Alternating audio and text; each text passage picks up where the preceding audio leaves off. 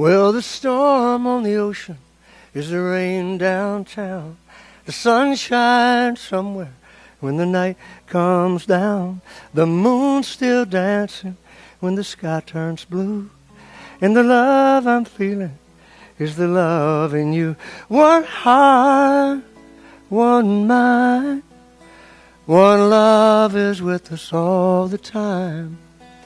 One life, one light, one spirit in the world tonight.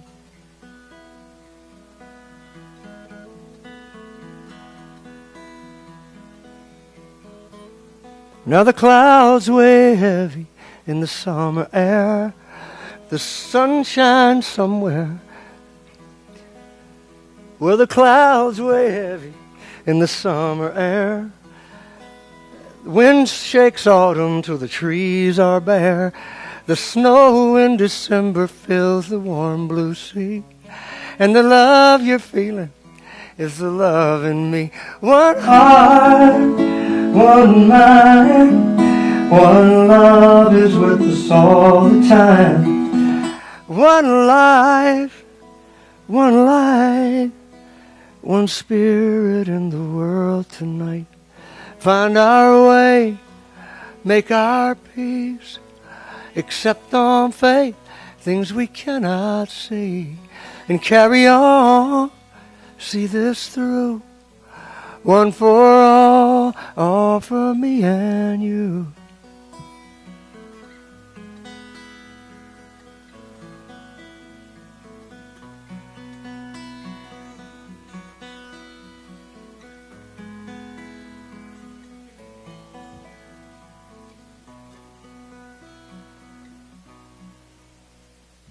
Now the song we're singing goes a long way back. It's love's own engine running down this track.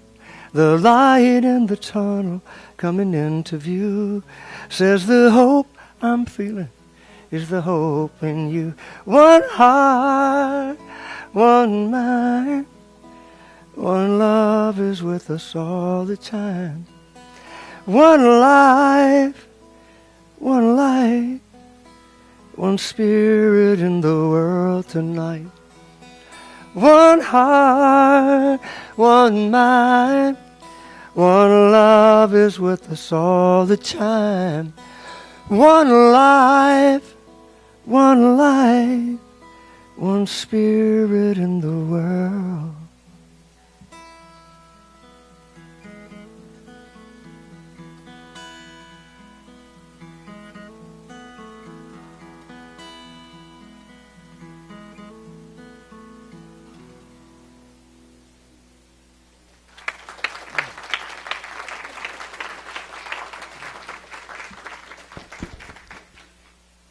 Good morning. Unity of Charlotte. Please welcome Tom Kimmel, who just performed. We're so delighted he can join us today.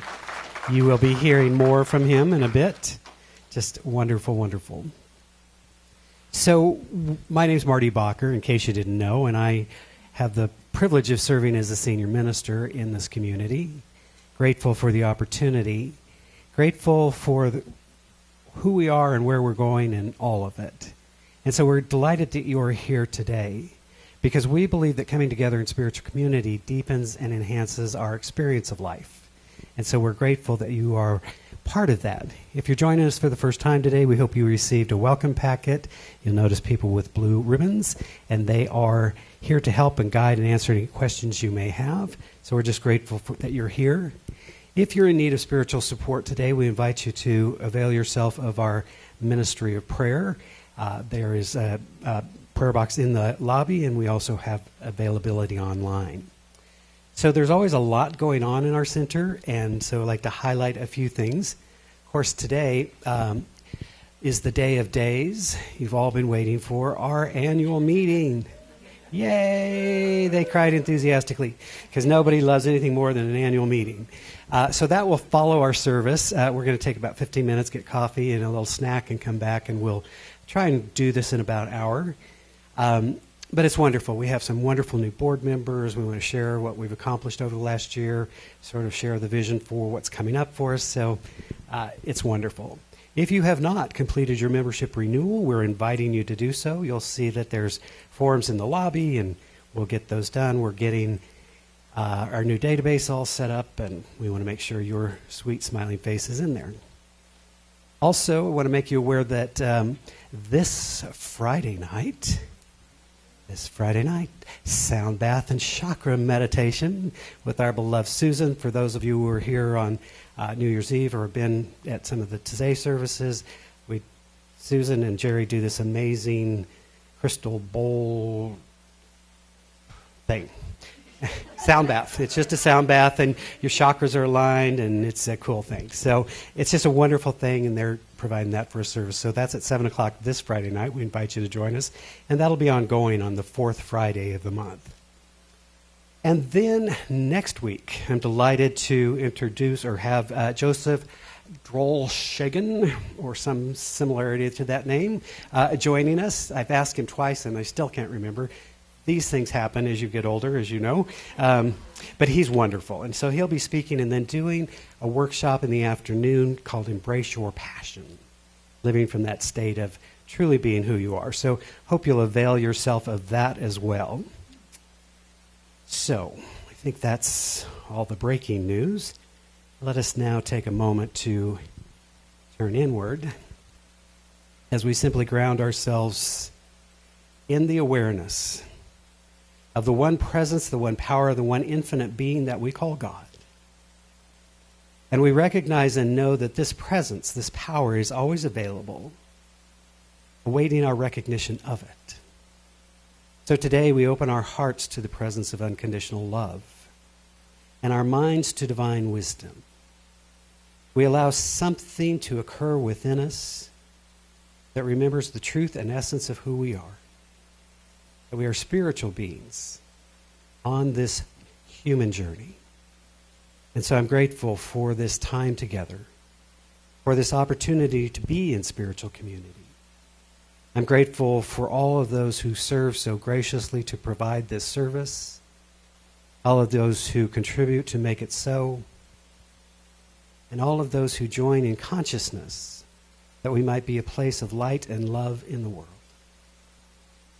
So I give thanks this day for the many blessings and so many more. I know something powerful occurs and transforms our lives, heals that which needs to be healed, brings love to where there was the lack. And through the power of the living Christ, I simply speak this word and release it, knowing that it is so, as together we say, and so it is. Amen.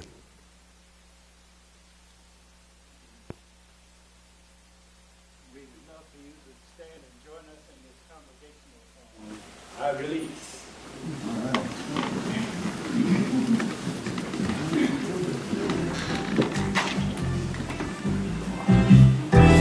I release and I let go.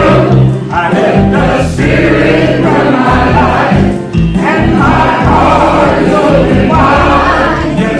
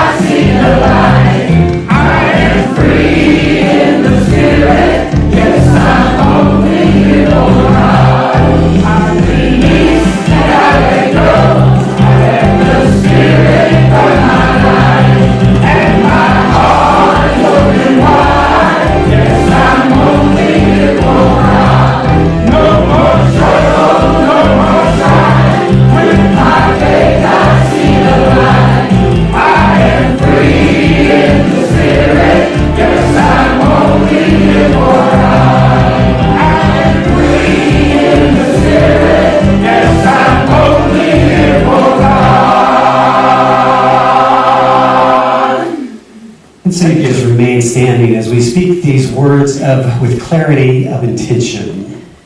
Today, I set a clear intention to live life fully. Joy, happiness, and well-being fill my soul. With complete clarity, I create the life I choose. With complete certainty, I am guided into right action. Today, I set a clear intention to live life fully. Thank you.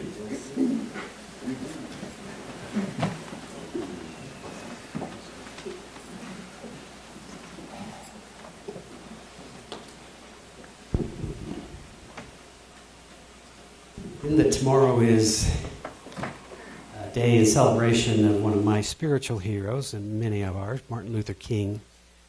I wanted to read something, and so I've been listening to what a remarkable man, and just from one professional to another, what an amazing preacher. I mean, the guy had it going on, you know. So I'm not going to try and emulate his style. I'm just going to honor it.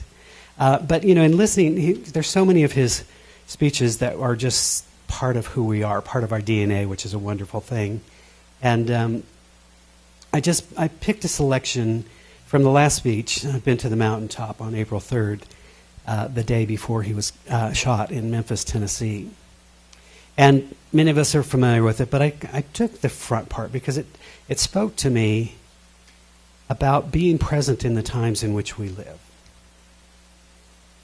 And we are living in interesting times. He begins his talk, I'm delighted to see each of you here tonight in spite of a storm warning. You reveal that you are determined to go on anyhow. Something is happening in Memphis.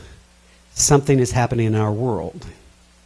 And you know, if I were standing at the beginning of time with the possibility of taking a kind of general and panoramic view of the whole of human history up to now, and the Almighty said to me, Martin Luther King, which age would you live in? I would take my mental flight to Egypt, and I would watch God's children in their magnificent trek from the dark dungeons of Egypt through, or rather across the Red Sea, through the wilderness, on toward the promised land. And in spite of its magnificence, I wouldn't stop there. I would move on by Greece and take my mind to Mount Olympus. And I would see Plato, Aristotle, Socrates, Euripides, and Aristophanes assembled around the Pantheon. And I would watch them around the Pantheon as they discussed the great and eternal issues of reality. But I wouldn't stop there. I would go on even to the great heyday of the Roman Empire, and I would see developments around there through various emperors and leaders. But I wouldn't stop there. I would even come up to the day of the Renaissance and get a quick picture of all that the Renaissance did for the culture and aesthetic life of man. But I wouldn't stop there. I would even go by the way that the man for whom I'm named had his habitat. And I would watch Martin Luther as he tacks his 99 Theses on the door at the church in Wittenberg. But I would not stop there. I would not stop there. I would come up even to 1863 and watch a vacillating president by the name of Abraham Lincoln finally come to the conclusion that he had to sign the Emancipation Proclamation. But I wouldn't stop there. I would even come up to the early 30s and see a man grappling with the problems of the bankruptcy of his nation and come with an eloquent cry that we have nothing to fear but fear itself. But I wouldn't stop there. Strangely enough, I would turn to the Almighty and say, if you allow me to live just a few years in the second half of the 20th century, I will be happy. Now, that's a strange statement to make because the world is all messed up. The nation is sick. Trouble is in the land, confusion all around. That's a strange statement. But I know somehow that only when it is dark enough Can you see the stars? And I see God working in this period of the 20th century in a way that men, in some strange way, are responding. Something is happening in our world. The masses of people are rising up. And wherever they are assembled today, whether they're in Johannesburg, South Africa, Nairobi, Kenya, Accra, Ghana, New York City, Atlanta, Georgia, Jackson, Mississippi, or Memphis, Tennessee, the cry is always the same. We want to be free. The vision, he goes on, and most of us are familiar with that part of his talk about going to the mountaintop and saying, I may not get there with you, but we will go. I'm touched because I see the spiritual journey, no matter what way it takes, is always one of freedom, of recognizing who we are, realizing that we are all divine beings with different costumes. And sometimes we allow the costumes to get in the way of why we're here. And yet perhaps part of that is the journey. So I know in Unity we are learning to remember the spiritual truth, to live from that state of grace and awareness, to honor and love our brothers and sisters, and to work for a better world, even when it's all messed up. Thank you for being here. I'd like to welcome back our friend, our new friend, Tom Kimmel. I will not drown in shallow water, not with your love within my reach. I did not come this far to falter, and will not rest until I'm free. You are the sun, you are the flower, you are the wind across the sea, and I will kneel here at your altar and pray you take my soul to keep. Oh, precious one, you are the mountain, you are the earth beneath my feet. In you we're one, now and forever. In you I find the love in me. And through your love my eyes are opened. Through your love I'll learn to see. And in your name my bread is broken. By your grace I'll live in peace. I will not drown in shallow water, not with your love within my reach. I did not come this far to falter, and will not rest until I'm free.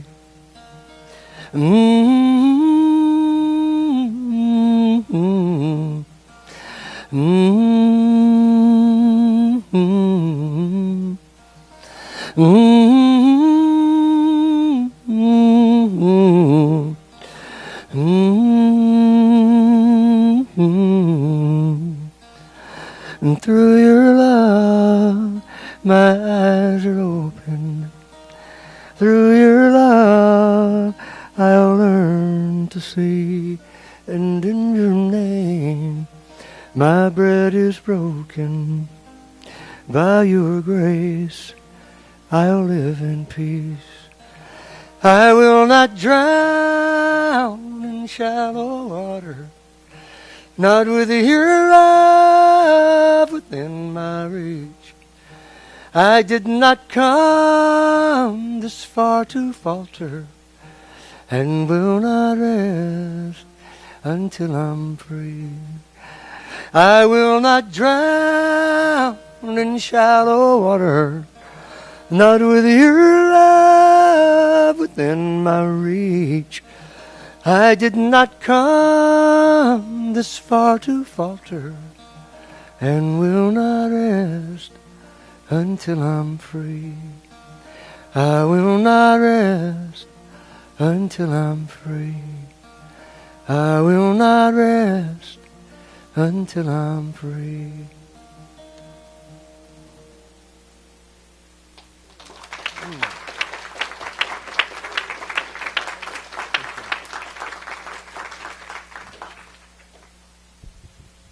Thank you, Tom. So we have been looking this month at this idea around intention and manifestation. And looking at this process, see, it's an amazing thing for me that as human beings we can take an idea and bring it into form. And in fact, we actually kind of live in a world of ideas. And some of them have been brought into form. And so it's powerful. I think we do it so much we don't really realize that we are in this co-creative process with a divine intelligence all of the time. And so I know sometimes in our metaphysics, we like to pray, which is good. So I'm a big proponent of prayer. And sometimes we think that in doing the prayer, the work is done. But I believe that in doing the prayer, the work has begun. That when we align ourselves with Spirit and then move into action, that's when the miracles occur. That, as it says in the Bible, faith without works is dead. It is not enough to simply be on our prayer cushion. Although spending time on the prayer cushion is a very wise idea. And so I love that we get the opportunity to practice this skill all of the time. In many ways, the theme for us today is around freedom. As we celebrate the birthday of this remarkable man, Martin Luther King, what an amazing presence in the world. I go back and study his works and read his works, and what a visionary and what a remarkable example of Christian love that took the challenges of his era and worked to make them better. And had the idea that what if we followed the precepts of nonviolence in order to manifest change? You see, part of our old way of thinking, part of our, what I always call the Old Testament thinking, is an eye for an eye, right? Justifying one action because of another. But the problem with that is it never ends.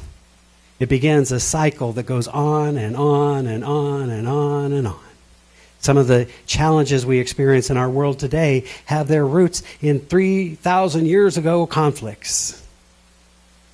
So Jesus came forward and said, here's what I would have you know. I would have you love one another. I would have you pray for your enemies. Love those who persecute you. You see, it takes real work, real spiritual work to get beyond our ego, to get beyond our self-righteousness, to get beyond our idea of right and wrong, to say, I am a loving, compassionate being, and therefore I will choose love for my fellow travelers, even when their behavior is unacceptable.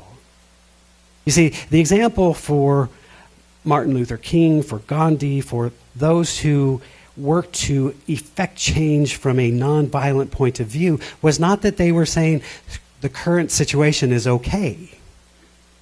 They were not doing what sometimes we refer to as a spiritual bypass, but rather moved deeply engaged in the world in which they lived, but did it from a set of principles that said we are all spiritual beings. We deserve to love one another, to forgive one another, and to work for a better world. So Martin Luther King gave his life to that idea. And we still celebrate him. We still, sometimes when we're really mindful, even practice some of the things he taught us. But we see that in our world today, we are not done. turns out, bias still exists. Who knew? Right? And so I always say, why I wanted to pick this particular selection, because I loved Martin Luther King saying, through all of the glorious times of history, this is an amazing time to be alive. And I feel the same way, that with all of what's happening in our world and the divisions and the rancor and the just kind of nastiness that we're experiencing as a nation and as a world, it's still an amazing time to be alive.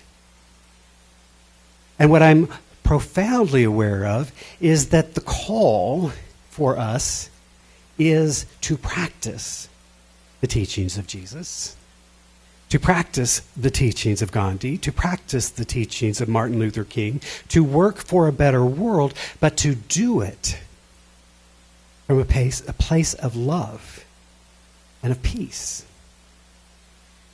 You see, I remember, of course, Martin Luther King was very influential in my life. I would have been about 11 when he was assassinated.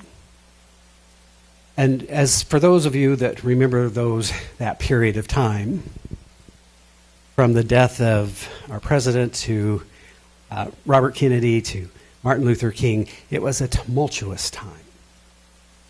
And the nation felt in upheaval. And people were taking to the streets. And hippies were being hippies. I had brothers and sisters who paved the way for me. Right? And there was this whole upheaval that was taking place at that time. And then it seems as things seem to settle down. And then we think, well, we elected a black president, so we must be done. Turns out, not so much. Good, step forward, right? But I talk about this a lot because I truly believe it. We talk about setting ideals, setting intention, and then moving into action to bring those ideals into fruition. And so we are blessed to be part of a country that had these profound ideals that said all men, meaning persons, are created equal. And everyone's like, oh, let's found a nation based on these principles. And then as we moved on as a nation, we realized, oops, we've got some issues. In a nation where all people are treated equal, you can't have people owning other people. It does not work. And so we have moved into action over the years to bring racial equality forward. We are not done. We went so far in that progression towards becoming a more perfect union to realize, wow, women should get to vote. Whose crazy idea was that, right? Careful, Doug. We are going to get ourselves in a lot of trouble right now, right? No, right? Because it's like, oh, I get it. The ideal sits here, and I live here. And so do I continue to work to that? And then do I continue to look at where am I not matching in my behavior that which is the ideal that I hold? And so this is an individual process, but it is a universal process. So I say, I believe that this nation that we are a part of is remarkable because of those sets of ideals. And it continues to this day, and it will continue until we actually live in accordance with the ideal that we have set. And so someone decided, wow, maybe gay people ought to be able to marry who they love. And maybe people ought to be able to identify with the body that they believe is their body. And so, right? And so we just keep moving forward into this expression of who we are. Now, unity teaches us that we are all spiritual beings. That we are all spiritual beings. And that we are, by our divine nature, whole and perfect and complete. And that it is, as Jesus said, the Father's good pleasure to give us the kingdom, that there is an openness to expressing and experiencing the fullness of who we are. And yet not all of us are experiencing the fullness of who we are. Why is that, you ask?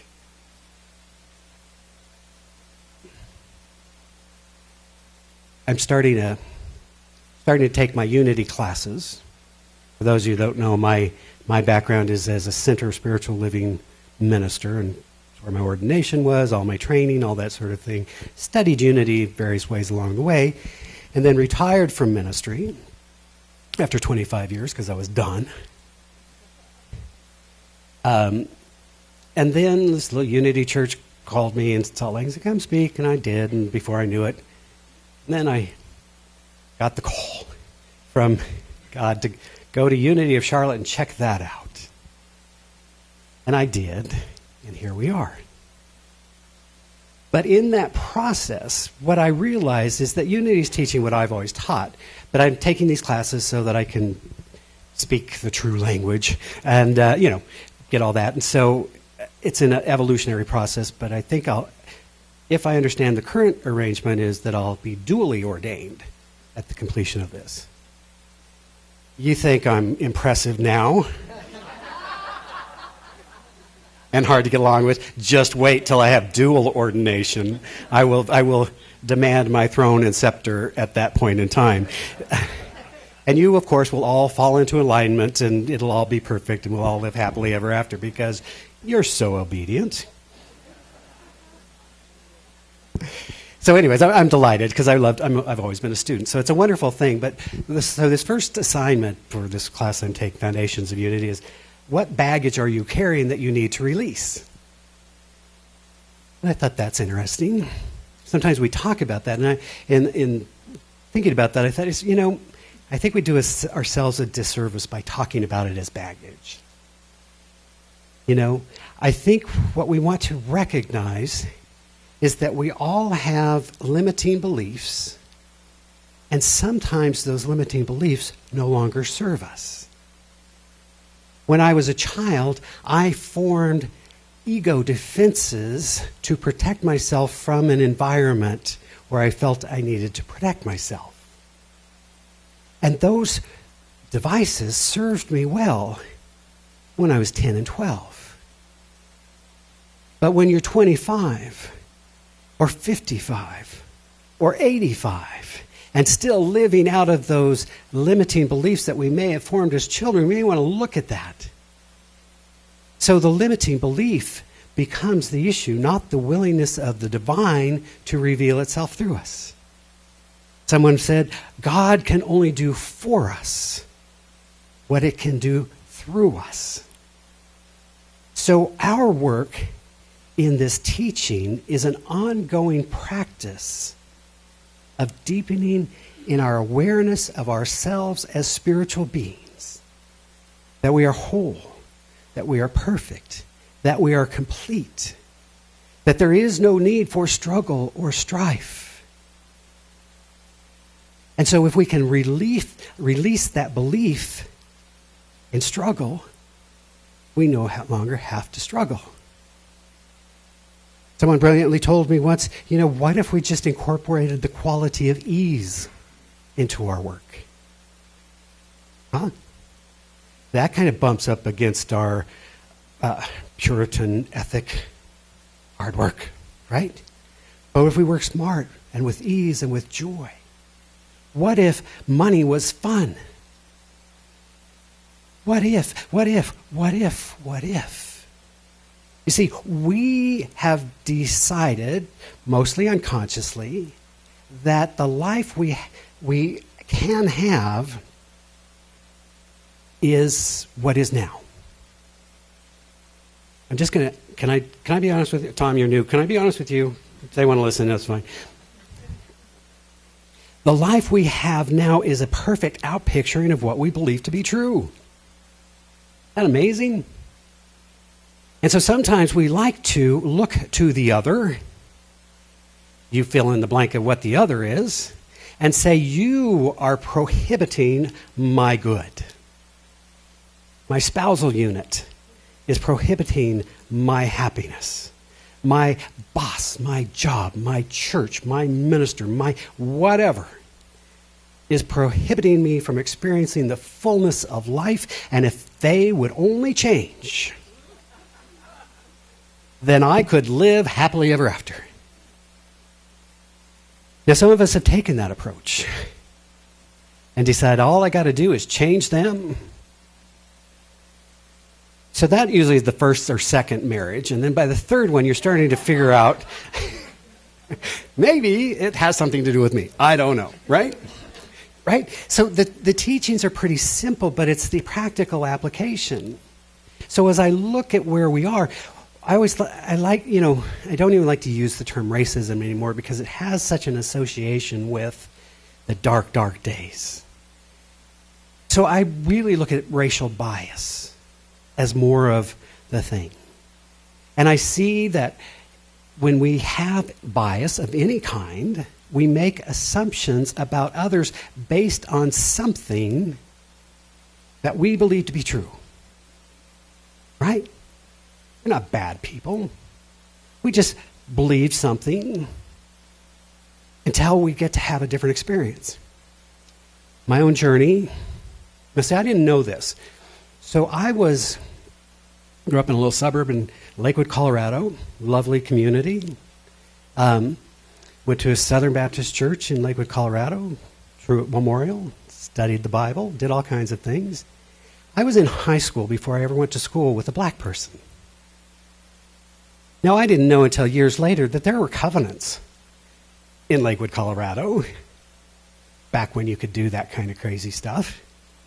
I never experienced what I would call racism, but I also never experienced interaction. So I remember my grandpa, a wonderful man, sweet, good Christian Southern Baptist who grew up in Louisiana in a time, was a sweet, good Christian man with huge racial bias. Not that he was ever mean to anyone. He was always good to everyone. But he had a firm belief there's a place for them, there's a place for us. And we had the best arguments. This little bratty 10-year-old kid, because I don't know, I came out of the womb as a radical, liberally kind of person. I don't know, right? I don't know. It's something inherent in me that I just see our commonality always. So I never realized that I had lived sort of this protected life or this different life until I was older and had different experiences. When I was in Dallas, when I took my first ministry, my roommate was also my musician, amazing musician. We're going to get him here someday. Antonio Edwards, black man, beautiful, handsome, gorgeous voice. Hate him, but and he's still beautiful and handsome. I mean, it's like, what happened to you? You still look amazing. Look at me. I'm like this old dude. But and I remember, so we were sharing a flat. I just loved him so much. And one day came home from work and he had walked to work. And he said, I got pulled over today. What? He said, yeah, for walking while black. Now, I'd never heard this before. But, again, it was that, what are you doing here? Now, I've never had that experience.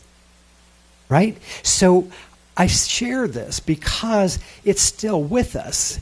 And if we're not willing as spiritual beings to address our own bias towards anything, then we're not doing our work. It's not enough to pray for peace if we're not practicing peace. It's not enough to pray for love unless we're working for love. So I feel like it's part of my spiritual practice to be aware of when I'm putting my bias, racial or otherwise, in front of what's happening with me. Again, Jesus, there's so many examples. Part of why Jesus got himself in all that trouble was he just kept talking to these people that he shouldn't have been talking to. Just going to talk to some Samaritan woman? Oof. I don't know. Samaritans were not cool back in the day, apparently. And yet, He told a wonderful story about the Good Samaritan. It was the woman at the well who said, I will give you a water you can't get in the world. That spiritual depth of who we are. You see, he saw beyond the appearance. And so as we're moving through this time and as we're experiencing this evolution, it's good to recognize the work is not done. And it doesn't serve us to pretend like it is. Likewise, it doesn't serve us to see everything through a certain lens. Can I see what's in front of me now? Can I see the essence of the divine in this amazing form it has shown up in the person whose eyes I'm looking into? That's the question. I know sometimes people don't like it when I talk about these things, but you know what? Because we have a unique opportunity. We get to keep working towards an inclusive community. It's part of our intention. And we say, you know what? If you are a child of God, you're welcome here. Don't care about your color, don't care about your orientations, don't care whether you're tall or short or your political affiliation. If you are a spiritual being wanting to have a greater experience of yourself and of reality and of life, then join us. Know who you are. Charles and Myrtle Fillmore put together the Unity teachings, put together Unity Village to teach people to be aware of these spiritual principles that are available to all. To anyone who will practice the principles work. And so what a gift it is to promote the work. We're looking at today where we've been over the last year, over the last couple of years. We're looking at where we're going. And for me, it's an exciting, exciting time. As much as I get dismayed by the news sometimes, I'm also sort of invigorated by it. There's something about me that loves a challenge. Right? I think that's why I became a New Thought minister. Could have been a Mormon bishop and they just behave and do what you're told. Do you know just as an aside, do you know in the Mormon church, the bishop, the leader of that community, gives you your calling? I know, right? Isn't that a great program? They do it. That's the crazy thing. So, but that wasn't my path. Anyways, right? We are in an exciting time. This time that we are living in. And yet, the deep work must be done. The deep work must be done. Imagine Martin Luther King, with all that he put up with all of the slings and arrows, remained a loving Christian man holding a vision for a better world. The dream that he spoke of, that our children would walk hand in hand, that our children would be judged by the content of their character and not the color of their skin. You can translate that into every area, that dream is still alive. That dream is still alive. And we all want to continue and redouble our efforts to not only be spiritual beings, but to bring our spiritual reality into the world. Jesus said to us, love one another as I have loved you. A beautiful thought. And so the work goes on. The dream is yet to be realized. But I, like my brother Martin, wouldn't trade living in this time for anything. It is why we are here. And so we all have that choice of the world that we are going to co-create. It starts within ourselves. It then influences our family. It influences our community. It influences our nation. It influences the world. But it all starts with the work we're willing to do right here and right now. And so I say to you, beloveds, you are a divine and magnificent expression of the One. Unique, beautiful, powerful. So let your light shine brightly in the world. Let us pray.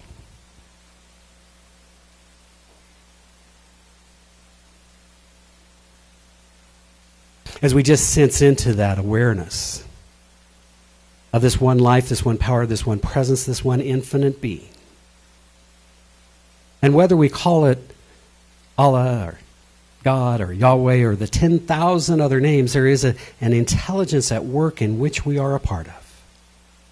The same divine intelligence that has brought all life, all of creation into being, is that same intelligence that breathes itself through our breath, that beats through our heart, that courses through our veins. We are one with it now. And so we no longer seek low here or low there, but rather we recognize that spiritual kingdom is right here and right now and is within us. And so we seek to know this truth, this spiritual reality of our oneness with the divine. And we remember that right here, right now, we are spiritually whole, perfect, and complete beings, having this human experience, growing into our greater possibility, bringing that spiritual essence into the world in which we live, bringing healing where it is needed, bringing love where it does the most good. And so I'm giving thanks this day for this simple but powerful spiritual truth. Because as the Master taught us, if we know this truth, then we are set free. And in this moment, we gently and lovingly release those limiting beliefs that no longer serve us. And we replace them with the recognition and the realization of our spiritual inheritance and our spiritual power. We choose love over all other options. We forgive fully and freely. We choose wholeness, allowing it to express as health and well-being. We choose abundance, participating in the divine flow, joyously giving, graciously receiving of the divine bounty. How good it is to know this truth. How good it is to be set free. How grateful I am for this opportunity to be here together, experiencing this blessing, extending that blessing, knowing that the spiritual community is blessed, that is divinely unfolding, extending our blessing to our brothers and sisters across the nation and across the world. One, oneness, unity, unified. We celebrate the brotherhood and sisterhood of all humanity. We hold a high vision for a planet at peace and a world that works for all. And as always, we bless all priests, rabbis, and ministers and teachers of all faiths, where we celebrate the many pathways to the divine. For all of these blessings and so many more, I am simply giving thanks. I'm speaking this word through the power of the living Christ, knowing that it moves into universal law to bring forth its highest good. And so it is with profound joy and gratitude that I simply give thanks. I allow it to be so, as together we say, and so it is. Amen.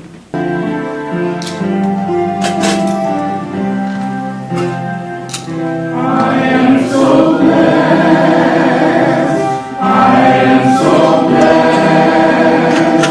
I am so grateful for all that I have. I am so blessed. I am so blessed. I am so grateful.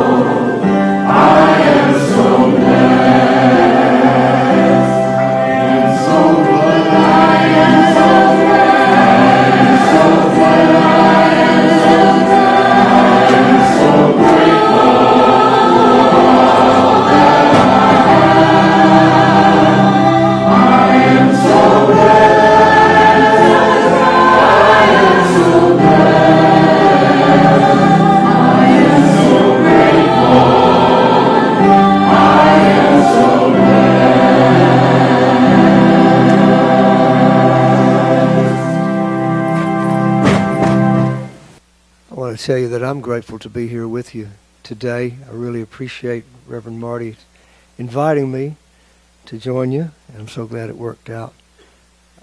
I really appreciate your words today. It speak to me where I am in my life.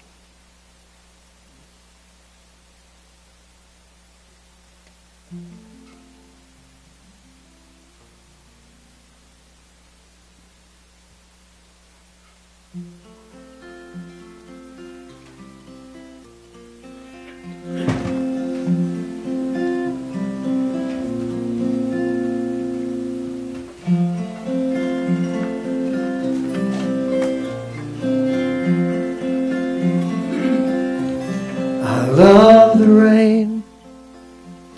I love the way it falls on everything. Its way of turning brown to green and gray to blue. That's what I love about rain. And that's what I love about you. I love the sun. I love the way it shines on everyone.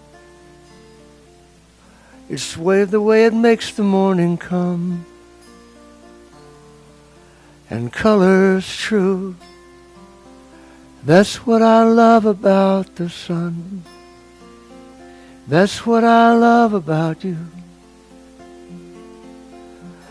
I don't know why mountains crumble, or what could hold the stars apart. And I may never know, but still I wonder why you let me in your heart. I love the rain. I love the way it washes something clean and pushes rivers to the sea.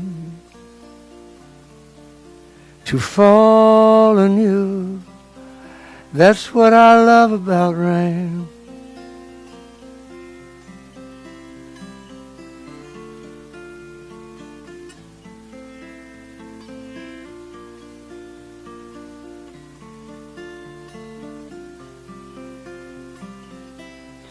I don't know why mountains crumble, or what could hold the stars apart. And I may never know, but still I wonder why you let me in your heart. I love the rain. I love the way it washes something clean and pushes rivers to the sea. To fall on you, that's what I love about rain. And that's what I love about you.